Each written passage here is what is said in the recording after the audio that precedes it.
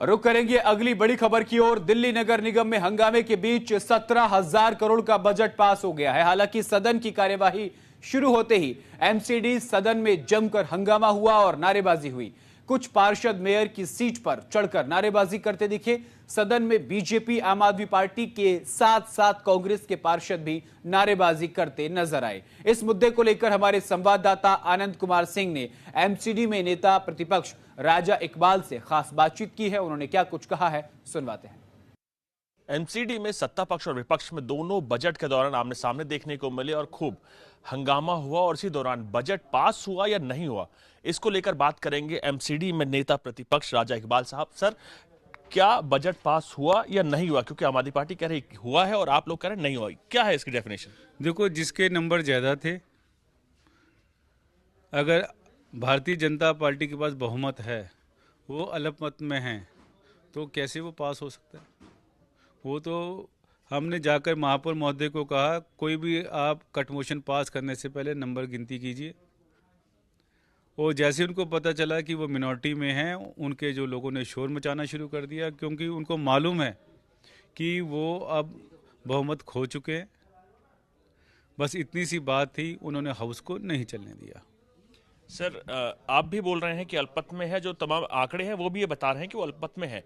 क्या अब इसके आगे की आपकी राह क्या है? कि बीजेपी अब क्या सत्ता पक्ष की ओर बढ़ेगी या क्या करेगी? दिल्ली नगर निगम में ऑलरेडी कमल खिल चुका है, अब केवल उसकी डिक्लेरेशन होनी है। आने वाले सेशन में महापौर का इलेक्शन होगा, हम बहुमत से जीतेंगे। आखिरी सवाल सर मेरा, दिल्ली की जनता आपसे ये भी जानना चाहती है, जो बजट अभी आज पेश किया गया वो पास होगा, आप अपने में करेंगे इस समय के दौरान, या इसी को पास करने को लेकर आप भी कुछ सोच रहे हैं?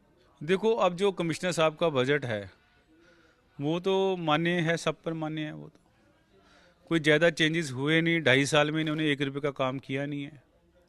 कोई ये नई चीज़ तो लेकर नहीं आए जो ये अपने बजट में लेकर आए थे, जिसमें ये था कि 500 करोड़ रुपया पर एनएम का मेयर को फंड दिया था, 500 करोड़ रुपया रोड्स को दिया था।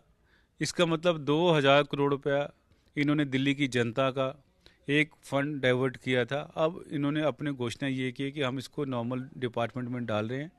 अब ये देखिए, इसकी 2 प्रोबेबिलिटी है, हम इसकी इंक्वायरी कराएंगे कि 2000 करोड़ में से कितना मिसयूज़ हुआ। दूसरी बात, अगर मिसयूज़ हुआ तो जाएंगे ये जेल में।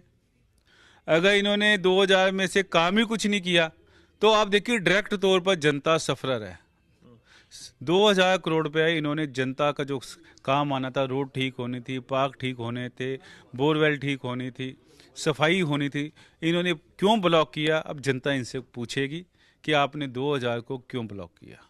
आप कह रहे हैं जांच होगी, जांच किससे कराने के पक्ष में आप लोग आगे बढ़ेंगे? जो भी सरकारी एजेंसी हैं, सीबीआई करेगी, क्यों ना करे जांच। अगर इन्होंने 2000 करोड़ का घोटाला किया तो नजर आना चाहिए। और ये अपनी जैसे शराब की जो घोटाले के अंदर उन्होंने यू टर्न लिया था, सेम यहाँ पर निगम के अंदर 2000 करोड़ का ये यू टर्न लेके गए हैं, तो शक के घेरे में तो है। अपनी पॉलिसी को ये वापस क्यों लेके जा रहे हैं? जाते जाते भारतीय जनता पार्टी की सरकार आएगी और इसकी इंक्वायरी होगी। बहुत शुक्रिया सर, हमसे बात करने के लिए। कैमरामैन आकाश के साथ आनंद कुमार सिंह, न्यूज़ इंडिया, दिल्ली।